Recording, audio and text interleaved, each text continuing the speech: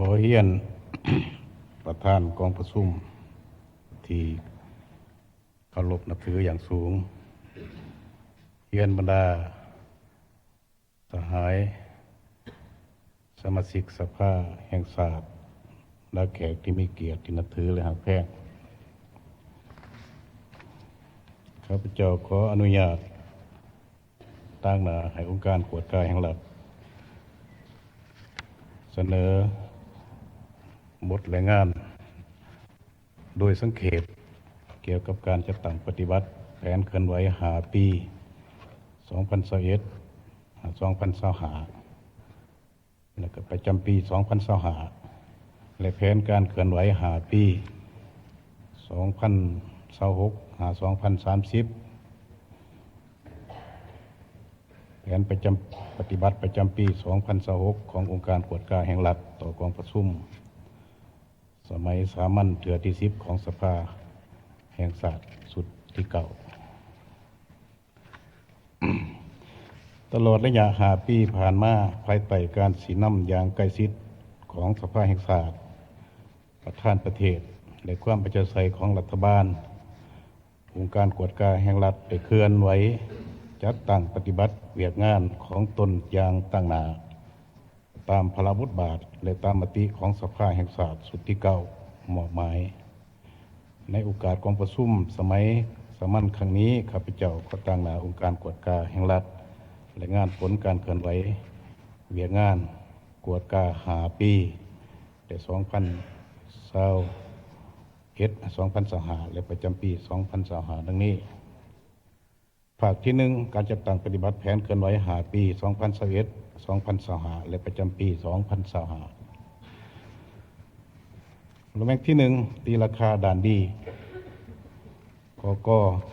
การเคลื่อนไหวปกติตามพระบทบาทขององค์การกวดกายแห่งรัฐ 1เวียกงานคนขวสร้างปรับปรุงและเผยแผ่นิติกรรมต่างๆได้เข้าร่วมคนขวและปรับปรุงรัฐธรรมนูญแห่งสปป.ลาวในบรรดาในบางมาตราที่เกี่ยวกับเวียกงานกวดกาปรับปรุงกฎหมายว่าด้วยการต้านการสลาดบังหลวงกฎหมายว่าด้วยการกวดการัฐได้สร้างและหับห้องยุทธศาสตร์ต้านการสลาดบังหลวงแต่ปี 2025 หาปี 2035 คนขั้วห่างรัฐบัญญัติว่าด้วยการแจ้งทรัพย์สินคนขั้วห่างระเบียบการว่าด้วยการเปิดเผยผลการกวดกาและแก้ไขผลการกวดกาพร้อมนั้นก็ได้ปรับปรุงหลักสูตรฝึกอบรมเวียกงานกวดการะยะ3 เดือนสำเร็จได้สร้างบทบันทึกความเข้าใจกับองค์การเกี่ยวของ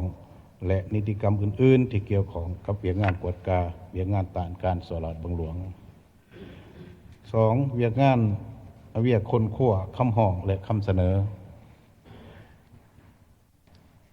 รับตอนและให้คำปรึกษาประชาชนได้ 1,144 เถื่อคนและรับโทรศัพท์ที่โทรเข้าหมายเลข1525จำนวน134 ครั้งรวมการรับคำห้องที่ยืนโดยตนเองและรับผ่านตู้คำห้องทั้งหมด 1,071 ฉบับในนี้ได้นำส่งต่อภาคส่วนเกี่ยวของคนขั้วแก้ไขจำนวน591 ฉบับแจ้งตอบคืนให้เจ้าของคำห้อง165 ฉบับเก็บเมียน259 ฉบับสืบต่อคนขั้ว56 ฉบับ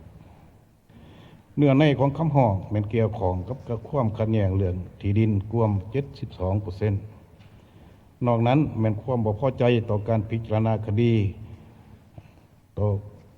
ต่อการพิจารณาคดีของศาลองค์การอัยการประชาชนการจัดตั้งปฏิบัติคำตัดสินของศาลการตกลงแก้ไขขององค์การบริหารการปฏิบัติหน้าที่ของพนักงานรัฐการปฏิบัติหน้าที่ของเจ้าหน้าที่ตำรวจเฉพาะในปี 2025ได้ค้นคว้าคำห้องและคำเสนอทั้งหมด168 ฉบับและรับโทรศัพท์ที่โทรเข้าหมายเลข1525จำนวน25 ครั้ง 3เวียกกวดกาบริหารรัฐ 1เวียกกวดกาโครงการลงทุนของรัฐเริ่มแต่หัวที่รวมทั้งหมด77 โครงการ มูลค่ารวมของโครงการเป็นเงินกีบจำนวน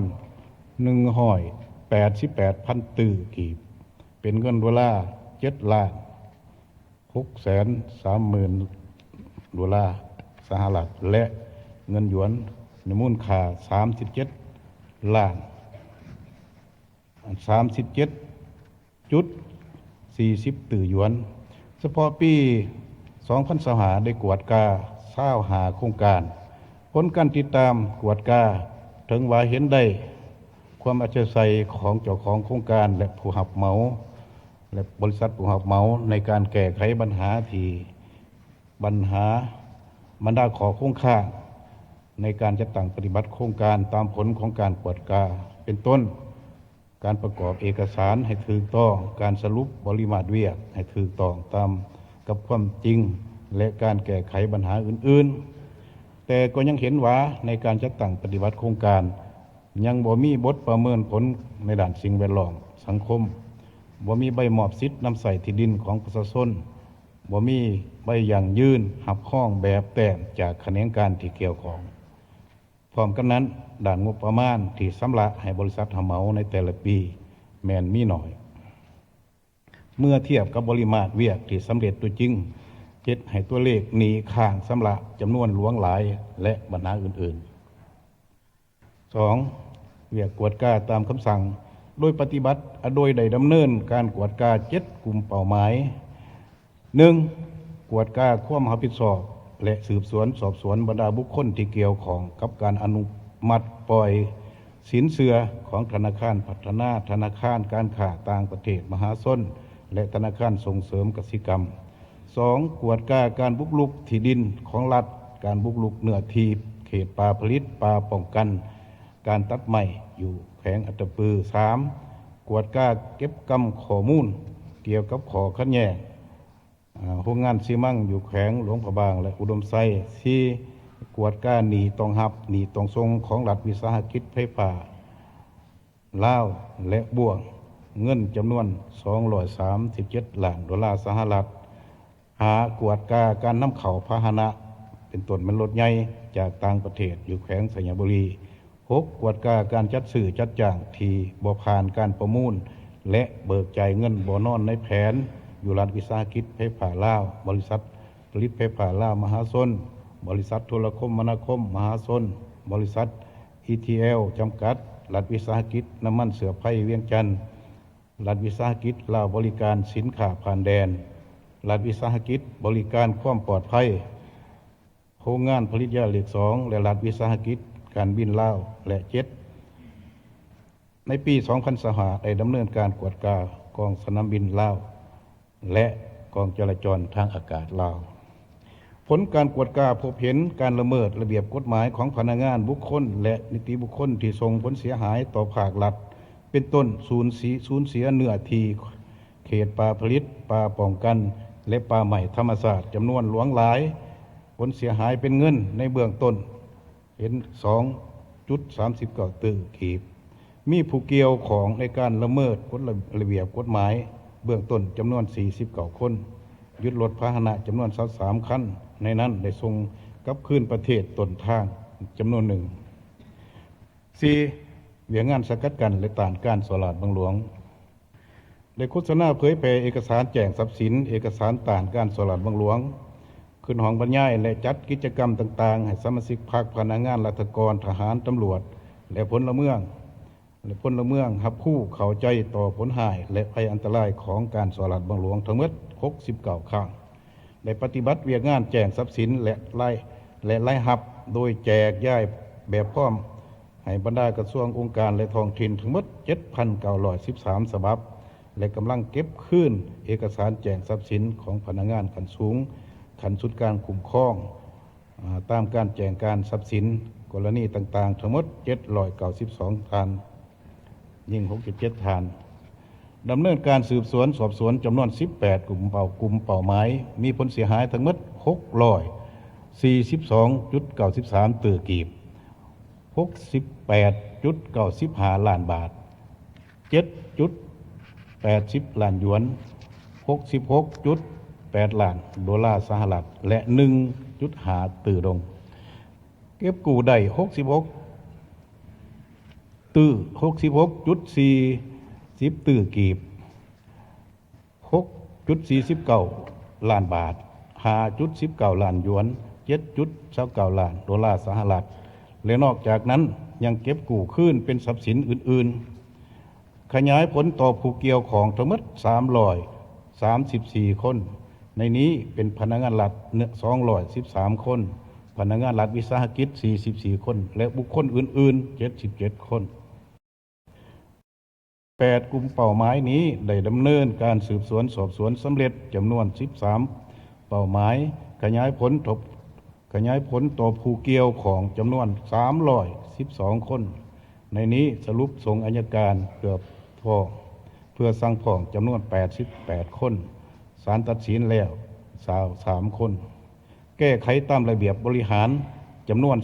207 คนและมอบให้ภาคส่วนอื่นๆดำเนินในการแก้ไข19 คนเฉพาะในปี2025ได้ดำเนินการสืบสวนสอบสวน6กลุ่มเป้าหมายมีผู้เกี่ยวของจำนวน59 คนเวียงงานพัวพันกับต่างประเทศได้เคลื่อนไหวพัวพันหัวมือแลกเปลี่ยนผู้เทียนเวียงงานกวดกาเวียงงานสกัดกั้นและต้านการสลายบังหลวงกับสสเวียดนามสปจีนราชอาณาจักรไทยสหพันธ์รัสเซียสาธารณรัฐมองโกเลียราชอาณาจักรไทยโดยการต้อนรับคณะผู้แทนต่างๆ18 คณะส่งพนักงานเข้าร่วมกองประชุมสัมมนาจำนวน35 ครั้งส่งพนักงานขันต่างๆไปฝึกอบรมเวียงงานกวดกาของพรรคของรัฐอยู่สสเวียดนามจำนวน75 คนและสปจีน160 คนเขาร่วมกองประชุมอาเซียนแพ็กจำนวน8 ครั้งเป็นเจ้าภาพ2 ครั้งเขาร่วมกองประชุมคณะทบทวน UNCAC จำนวน3 ครั้งสปป.ลาวร่วมกับประเทศรีโมทเดสเตสำเร็จการทบทวนประเทศนีโอเอในปีที่5ของหอบเวียนที่2และญาติแยงเอาการสนับสนุนช่วยเหลือจากบรรดาประเทศเพื่อนมิตรและองค์การจัดตั้งสากลรวมทั้งหมด10 กว่าตื้อกีบขอการเคลื่อนไหวปกติตามมติการเคลื่อนไหวกวดกาตามมติของสภาแห่งชาติในระยะ5 ปีผ่านมาองค์การกวดกาแห่งรัฐได้เคลื่อนไหวดำเนินการกวดกาตามมติของสภาแห่งชาติสมัยที่10ตามมติกองประชุมสภาสมัยสามัญเทื่อที่10ของสภาแห่งชาติสุดที่8กองประชุมสภาแห่งชาติสมัยที่กองประชุมสภาแห่งชาติสมัยสามัญเทื่อที่2 4 6 8ของสภาแห่งชาติสุดที่9มีทั้งหมด15 กลุ่มเป้าหมายในนี้สำเร็จการกวดกาแล้ว5 กลุ่มเป้าหมายและกำลังจัดตั้งปฏิบัติ10 กลุ่มเป้าหมายดังนี้ 1. เวียงงานกวดกาที่สำเร็จ 1. กวดกาตามผลการตรวจสอบประมาณประกอบมี156 โครงการเกี่ยวข้องกับการปล่อยเงินให้เก่าหัวหน่วยธุรกิจเพื่อเก็บซื้อเขาไว้แห่แสกแซงตาเขาแสกแซงราคาเขาและดัดสมตลาดและการเซาสัมปทาน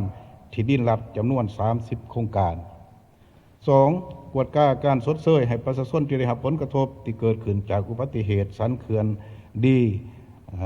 ของเขื่อนไฟฟ้าเซเปียนเซน้ำน้อยแตกพังอยู่เมืองสนามไส้แขวงอัตตปือ 3. เวียกลุ่งเลิกความรับผิดชอบกวดการลงเลิกความรับผิดชอบของพนักงานอยู่แขวงหัวพันแขวงสยามบุรีแขวงไส้กองแขวงอัตตปือและนครหลวงเวียงจันทร์ 4. กวดการขุดค้นและส่งออกแห่ถาดแบบทดลองจำนวน93 บริษัทหากวดกาแรงไล่หับไล่จ่ายและการคุ้มครองเงินการคุ้มครองน้ำใส่เงินกองทุนทางและ 6. กวดการน้ำเข่าน้ำมันเสือไผ่ที่มีการยกเว้นภาษีอากร 2. เวียกที่กวดกาผ่านมาและกำลังสืบต่อจำนวน9 กลุ่มเป้าหมายคือ 1. กวดกาโครงการลงทุนของรัฐมูลค่า10 ตื้อขึ้นไปและมูลค่าลด10 ตื้อลงมาจำนวน 4,000 โครงการในปี2025กวดกาสำเร็จ172 โครงการ 2. กวดก้าเขตเศรษฐกิจพิเศษในทั่วประเทศ18 เขตกำลังดำเนินการกวดก้า5 เขต 3. กวดก้าโครงการปรับปรุงก่อสร้างระบบน้ำประปานครหลวงเวียงจันทร์ที่นำใส่เงินกู้ยืม100 ล้านดอลลาร์สหรัฐและบวกเงินกู้ยืม 88.08 ล้านดอลลาร์สหรัฐ 4. กวดก้าการคุ้มครองและนำใส่เงินกู้ยืมของรัฐบาลที่มีเงื่อนไขในรูปแบบ EPC 5. กวดก้าการนำเข้าและคุ้มครองสารเคมี 6. กวดก้าการฐานไล่หับหัวหน่วยธุรกิจทั้งภายในและต่างประเทศและฐานไล่หับหัวหน่วยวิชาการขององค์การบริหารรัฐ 7. กวดก้าการออกแบบอาการออกใบตาดินและการเสียภาษีที่ดินให้รัฐและการคุ้มครองทรัพย์สินของรัฐ 8. กวดก้าการนำเข้าพาหนะที่บ่ถูกต้องตามระเบียบกฎหมายและกวดก้าการนำเข้าพาหนะชั่วคราวยกเว้นภาษีอากรและ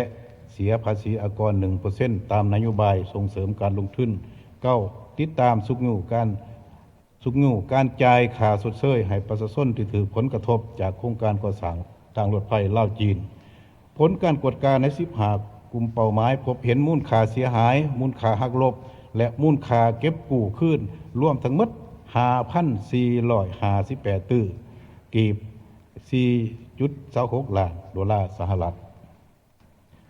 ข้อการแก้ไขผลการกวดก้าการติดตามสุกงูแก้ไขผลการกวดก้ามีทั้งหมด30 เป้าหมายสำเร็จแล้ว2 เป้าหมายมีดังนี้ 1. การแก้ไขผลการกวดก้าโดยองค์การกวดก้าแห่งรัฐเป็นผู้ตกลงจำนวน12 เป้าหมายซึ่งสามารถเก็บกู้ความเสียหายได้ทั้งหมด333 ตื้อกว่ากีบ 44,000 กว่าดอลลาร์สหรัฐ 200,000 กว่าบาท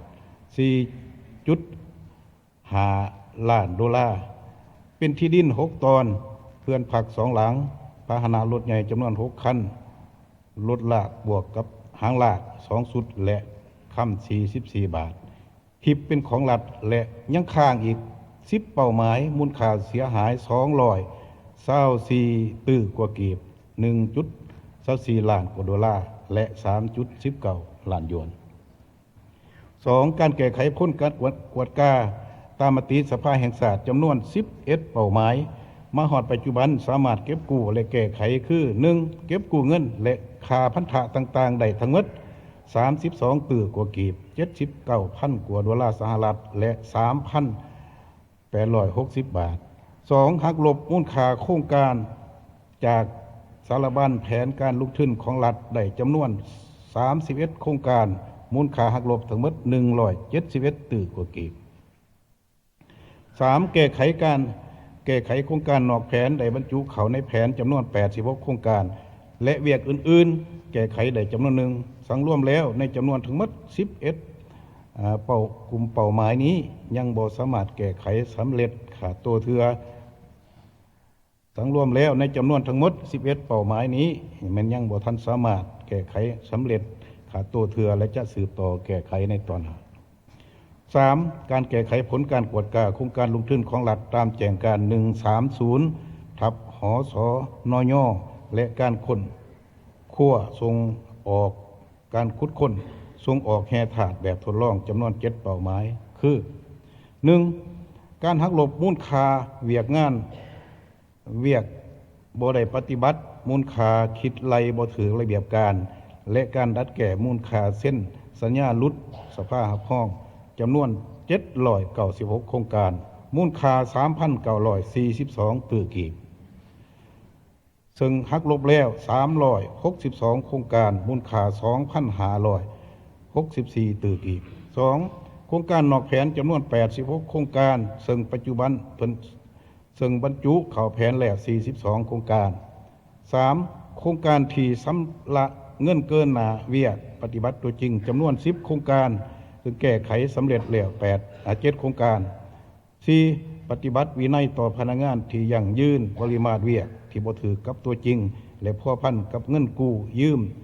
จากธนาคารมีพนักงานทั้งหมด32 คนแม่นปฏิบัติสำเร็จแล้วหาโครงการที่ยังค้างมอบค่าอากร 10% ค่าจดทะเบียนทรัพย์สินและค่าทรัพยากรธรรมชาติจำนวน500 โครงการ มูลค่า351ตื้อกว่ากีบและ1,600,000กว่าดอลลาร์สหรัฐ64นำการเปิดบัญชีธนาคาร76บริษัทที่คุดคนและส่งออกแห่ถาดแบบทดลองซึ่งได้เปิดบัญชีแล้ว54บริษัทและยังบ่เปิดบัญชี22บริษัทแบ่งที่2ด้านอ่อนและขอคงค่า 1. การค้นคว้าสร้างนิติกรรมที่เกี่ยวของกับเวียงงานกวดกาเวียงงานต่างการสลาดบางหลวงว่าแล้วในยังว่าร่วมแล้วในยังซ่านิติกรรมที่ประกาศใส่แล้วพอท่านได้รับการเผยแพร่เสื่อมซึมปลูกจิตสำนึกให้พนักงานสมาชิกพรรคทหารตำรวจและประชาชนเป็นระบบต่อเนื่องพนักงานสมาชิกพรรคและพนักงานนำผ้าคุ้มครองจำนวนหนึ่งเอาท่านตื่นตัวและเป็นแบบอย่างแจ้งทรัพย์สินไร้หับของตนตามระเบียบการที่กำหนดไว้ 2. การดำเนินการกวดกาสืบสวนสอบสวนต่อพนักงานและบุคคลนิติบุคคลที่ละเมิดระเบียบกฎหมายเหตุให้รัฐเสียหายผลประโยชน์ร่วมจำนวนหลายมีจำนวนหลายความสามารถเก็บกำทรัพย์สินคืนให้รัฐยังจำกัดแต่ขบวนการขั้นตอนดำเนินการกวดกาข้อมูลการสืบสวนสอบสวนจนหอดการกวดกาสรุปคดีส่งให้อัยการสั่งฟ้องศาลตัดสินว่าร่วมในยังซ่า 3. การดำเนินการติดตามกวดกาปกติต่อกับองค์การจัดตั้งภาครัฐอยู่ขันศูนย์กลางและท้องถิ่นเพื่อสกัดกั้นปรากฏการละเมิดระเบียบกฎหมายยังบ่ทันแข็งแห้งส่วนหลายแม่นเน้นใส่กวดกาเมื่อเกิดมีปัญหาแล้วซึ่งเฮ็ดให้มีผลกระทบกว้างขวางการกวดกาและแก้ไขผลการกวดกามีความยุ่งยากและมีลักษณะคลุมเครือ 4. การเคลื่อนไหวนำผ้าสีน้ำของคณะพรรคขณะนำจำนวนหนึ่งในการติดตามสุกยู่การกวดกายังบ่ทันตอบสนองกับการเล็งท่วงของเวียกงานตัวจริงและการแก้ไขผลการกวดกาการค้นคว้าพิจารณาแก้ไขคำห้องคำเสนอที่ขึ้นกับความรับผิดชอบของตนยังซ่าแก่ยาวหรือยังมีการแก้ไขบ่ถูกต้องตามระเบียบกฎหมายว่าโดยการที่ได้กำหนดในระเบียบกฎหมายหาความรับรู้เข้าใจและการมีส่วนร่วมของสังคมต่อเวียกงานกวดกาเวียกงานต่างการสลาดบางหลวงยังบ่ทันกว้างขวางโดยเฉพาะการสนองข้อมูลข่าวสารและหลักฐานต่างๆยังจำกัด 6. การดำเนินการกวดกาผ่านมายังสูมเสวียงงานปฏิบัติตามคำสั่งตามการมอบหมายและตามมติของสภาแห่งชาติถือเป็นบริมสิทธิ์ยังบ่ทันสร้างแผนเคลื่อนไหวติดตามกวดกาปกติคณะนำของบรรดาองค์การจัดตั้งภาครัฐอยู่ขันศูนย์กลางและท้องถิ่นยังบ่ทันได้ใช้องค์การกวดกาอยู่ขันของตนให้เคลื่อนไหวตามพระบทบาทอย่างแข็งแรงและแม่งที่ 3. สาเหตุที่พาให้มีด่านดีและด่านอ่อนคงค่า 1. สาเหตุที่พาให้มีด่านดี 1. ย้อนได้รับการสีน้ำอย่างใกล้ชิดจากสภาแห่งชาติประธานประเทศและความอัจฉริยะของบรรดาภาคส่วนของรัฐบาลและอำนาจการปกครองท้องถิ่นจึงเฮ็ดให้การเคลื่อนไหวดำเนินเวียงงานกวดกามีความเป็นเอกภาพสูงมีความตัดสินใจเด็ดขาดและสามารถสุมใส่แก้ไขปัญหาหีบด่วนต่างๆอย่างจริงจังและลึกซึ้ง 2. ย้อนองค์การกวดกาแห่งรัฐองค์การกวดการัฐแต่ละขันเอาใจใส่ปฏิบัติพระบทบาทของตนปฏิบัติมติสภาแห่งชาติและบรรดาคำสั่งต่างๆที่ได้รับมอบหมายให้อย่างเป็นเจ้าการลึกซึ้งและมีจุดสุมในแต่ละด้าน 3. บรรดากระทรวงองค์การแขวงนครหลวงเวียงจันทร์และภาคส่วนที่เกี่ยวข้องให้การร่วมมือสนองบรรดาข้อมูลเอกสารคำชี้แจงและเข้าร่วมในบั้นเคลื่อนไหวกวดกาในแต่ละครั้งร่วมทั้งการแก้ไขผลของการกวดกาได้จำนวนหนึ่ง 2. สาเหตุที่พาให้ยังมีอ่อนและคงค่า 1. จำนวนพนักงานที่เฮ็ดหน้าที่กวดกาที่มีความรู้ความสามารถมีทักษะเชี่ยวชาญด้านต่างๆยังมีน้อยเครื่องมือเทคนิคและอุปกรณ์รับใช้ต่างๆรวมทั้งงบประมาณที่จะนำใช้ในเวียกงานยังจำกัดบ่ทันตอบสนองกับบรรดาหน้าเวียกเป้าหมายที่มีจำนวนหลายและมีความซับซ้อนยิ่งขึ้น 2. การดำเนินการกวดกาการสืบสวนสอบสวนร่วมทั้งการแก้ไขผลการกวดกาในบางเวียกบางเป้าหมาย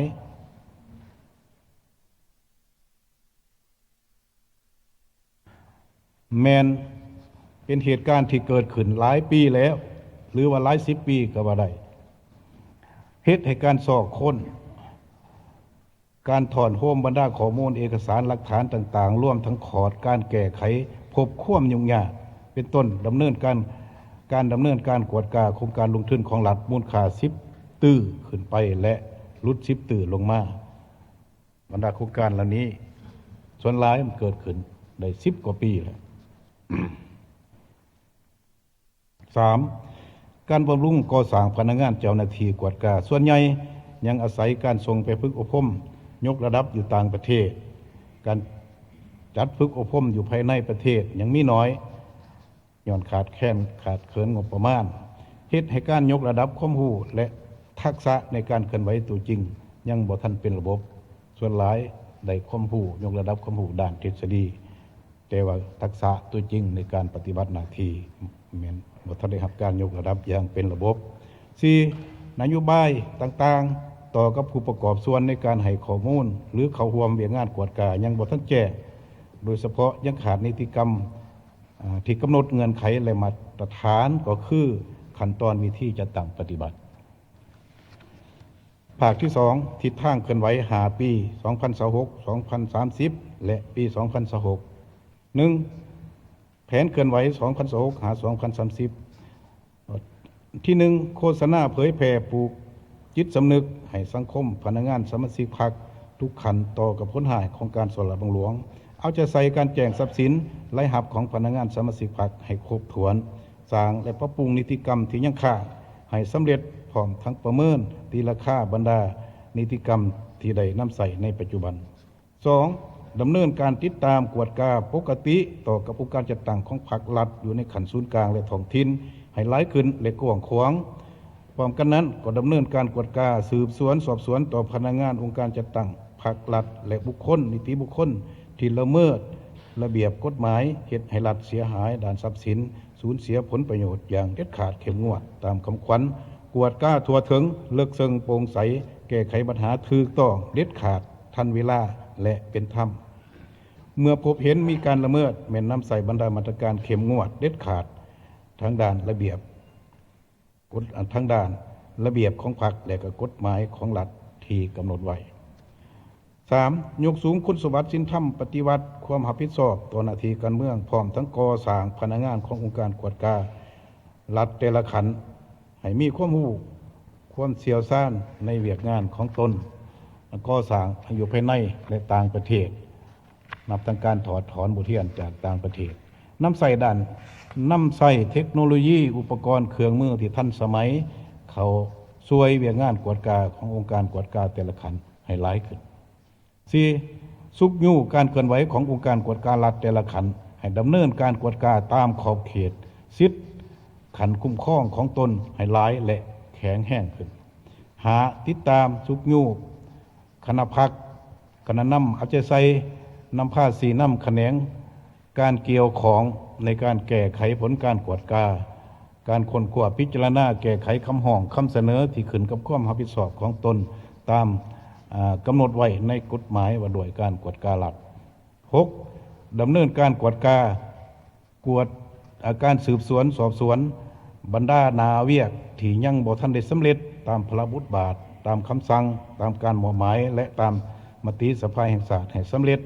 พร้อมทั้งแก้ไขผลการกวดกาที่พบเห็นเป็นแต่ละกรณีดังที่ได้รายงานมาข้างเทิงและเอาใจใส่เก็บกู้คืนทรัพย์สินเงินคำวัตถุที่มีค่าจากผลเสียหายให้ได้รับผลกรณีที่บ่สามารถสุกยู่แก้ไขได้แม่นค้นคว้าไปสู่กระบวนการยุติธรรม 7. นำใส่บรรดามาตรการเข้มงวดตามกำหนดไว้ในกฎหมายกวดการัฐเลขที่25/สพสลงวันที่29 ธันวาคม 2022โดยเฉพาะมาตรา 6ความรับผิดชอบเกี่ยวกับเวียกงานกวดกาขององค์การที่มีสิทธิอำนาจในการจัดตั้งสีน้ำสร้างเงื่อนไขอำนวยความสะดวกในการเคลื่อนไหวเวียกงานกวดการ่วมทั้งการแก้ไขผลของการกวดกามาตรา 7มาตรา 68สิทธิและพันธะ เขาร่วมเวียกงานกวดกาพร้อมทั้งอำนวยความสะดวกรายงานสนองข้อมูลอย่างถูกต้องและทันการรวมทั้งให้การร่วมมือแก้ไขผลของการกวดกาและมาตรา29มาตรา30การแก้ไขผลการกวดกาและความรับผิดชอบขององค์การที่มีสิทธิอำนาจที่บ่แก้ไขหรือแก้ไขบ่ถูกต้องตามผลการกวดกา 8. เพิ่มและ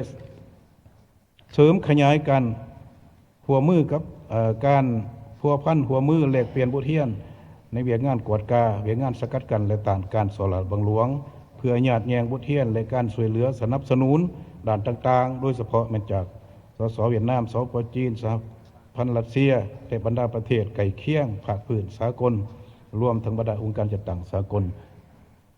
ให้เพิ่มหลายขึ้นเรื่องที่2แผนเคลื่อนไหวปี2026 1. สืบต่อห่างบทแนะนำว่าโดยการจัดตั้งปฏิบัติกฎระเบียบสมัยที่12ของพรรคห่างบทวิภาคการสร้างตั้งและพระบทบาทเวียกงานกวดกาห่างของกำหนดว่าโดยสิทธิหน้าที่ของคณะกวดกาการเทิงกวดกาขามขันห่างรัฐบัญญัติว่าด้วยการแจกทรัพย์สินห่างระเบียบว่าด้วยการเปิดเผยผลการกวดกาและแก้ไขผลการกวดกา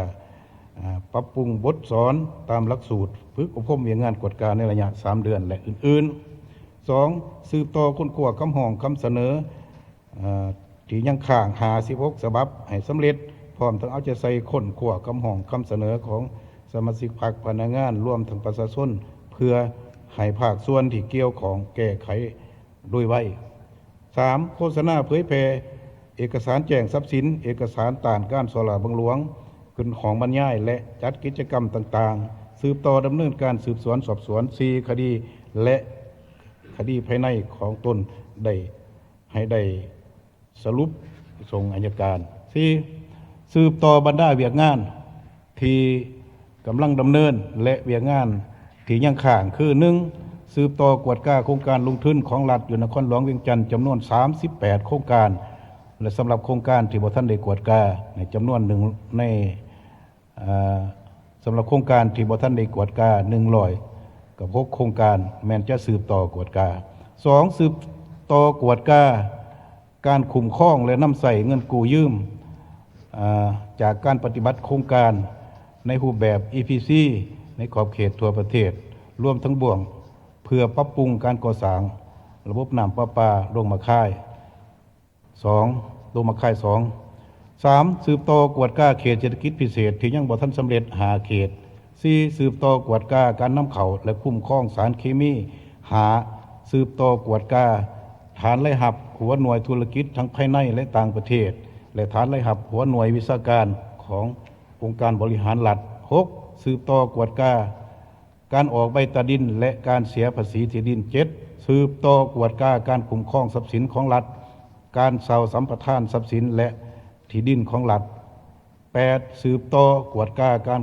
นำเข้าพาหนะสั่วข้าวยกเว้นภาษีอากรและการเสียภาษี 1% ตามนโยบายส่งเสริมการลงทุนและสืบต่อติดตามสุขอยู่การจ่ายเงินชดเชยให้ประชาชนถือผลกระทบจากโครงการสร้างทางรถไฟลาวจีนและเวียกงานอื่นๆตามพระบทบาทและตามการมอบหมายกาเกียมเข้าร่วมกองประชุมอาเซียนแพ็กอยู่มาเลเซียกาเกียมเข้าร่วมกองประชุมคณะทบทวนสนธิสัญญาเกี่ยวกับการต้านการสลาดบังหลวง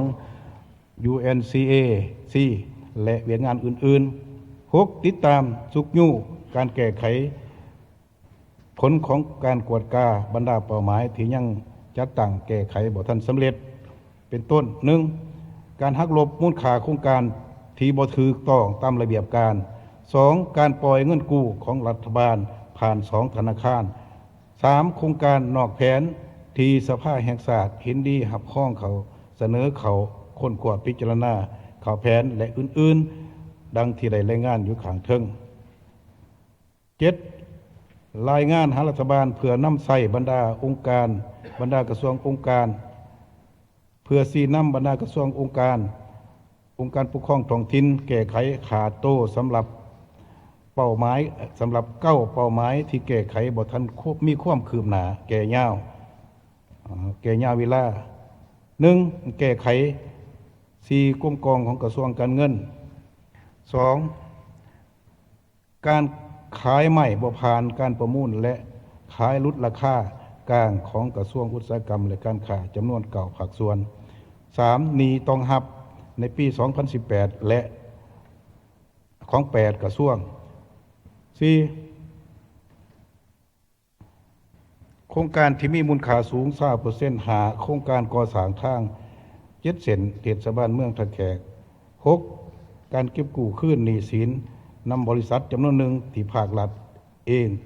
ก็เป็นหนี้กับบรรดาบริษัทดังกล่าว 8. ปรับปรุงแบบแผนวิธีเฮ็ดเวียกและนำใส่เทคโนโลยีอุปกรณ์เครื่องมือที่ทันสมัยช่วยในเวียกงานกวดกาให้หลายขึ้น และแม่งที่ 3 วิธีจัดตั้งปฏิบัติภายหลังที่สภาแห่งชาติได้มีมติหับห้องบทรายงานนี้แล้วสภาเสนอสภาแห่งชาติดังนี้ 1. มอบให้รัฐบาลและองค์การกวดกาแห่งรัฐออกแจ้งการเป็นอันละเอียดในแต่ละเป้าหมายถึงบรรดากระทรวงองค์การและองค์การปกครองท้องถิ่นเพื่อเข้าร่วมบรรดานาเวียกจะสืบต่อกวดกาและดำเนินการแก้ไขผลการกวดกาตามพระบทบาทขอบเขตสิทธิและความรับผิดชอบของตน และตามกำหนดไว้ในมาตรา 6 มาตรา 7 มาตรา 29 มาตรา 68 มาตรา 79 ของกฎหมายกวดการัฐเลขที่ 2 หาทับสพสลงวันที่ 29 ธันวาคม 2022 2. มอบให้คณะนำกระทรวงองค์การและองค์การปกครองท้องถิ่นนำภาษีนำแผนกการเกี่ยวของที่ขึ้นกับความรับผิดชอบของตนเพื่อเข้าร่วมบรรดานาเวียกที่จะสืบต่อกวดกาดำเนินการแก้ไขผลการกวดกาตามพระบทบาทขอบเขตสิทธิและความรับผิดชอบของตนตามกำหนดไว้ในมาตรา 6 มาตรา 7 มาตรา 29 มาตรา 68 ของกฎหมายกวดการัฐ 3. ในกรณีคณะนำกระทรวงองค์การและองค์การปกครองท้องถิ่นและเป้าหมายที่ถือกวดกาบ่จัดตั้งปฏิบัติตามข้อที่ 1 และข้อที่ 2 ข้างเทิงนี้ให้นำใส่บรรดามาตรการกำหนดไว้ในมาตรา 29 และมาตรา 79 มาตรการต่อผู้ละเมิดกฎหมายกวดการัฐเลขที่ 2 หาทับสพสลงที่ 29 ธันวาคม 2022 4. เสนอรัฐบาลจัดแบ่งงบประมาณในการเคลื่อนไหวเวียงงานในปี 2026 จำนวน25ตื้อกีบในนี้เพื่อจัดซื้อพาหนะจำนวน9ตื้อกีบจัดซื้ออุปกรณ์หับใส่จำนวน3ตื้อกีบและหับใส่ให้แก่การเคลื่อนไหวเวียงงานวิชาเฉพาะจำนวน13ตื้อกีบการเสนอการรายงานหย่อของข้าพเจ้าเกี่ยวกับเวียงงานกวดกาใน5 ปีผ่านมาและก็คือทิศทางในต่อไปเพราะนั้นขอหัวใจให้พรบรรดาสหายในคณะประธานมีสุขภาพเข้มแข็งหัวใจให้พรบรรดาสหายผู้แทนสมาชิกสภาแห่งชาติทุกท่านมีสุขภาพพลานามัยขอขอบใจ